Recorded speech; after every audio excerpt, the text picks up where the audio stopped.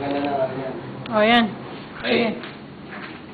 So, ito yung pares na plano. Hindi gigibayin to. Kukuha tayo ng 60. Meron na tayo AL doon. Merong kapiraso na lang mapuputol. Yung itong kapiraso lang na to, nag-granite. Pero, tangle siya. Hindi na yung naka-L na sa ating plano, naka-L pa rin to. Ngayon, sa planong to, pag nandito ka, ginagawa ka, kita mo yung lanay, kita mo yung dining. Yan. Pag ibinalik natin sa original na plano, babalik tayo sa original na plano, yan.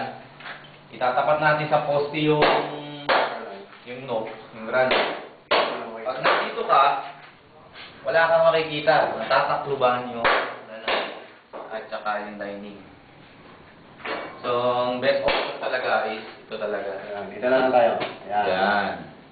Pero hindi naka-letter L. Rectangle. Meron lang kapirasong ano. Kunting tabas lang. Kunting tabas lang. Ayan. Ito pa. Kita mo.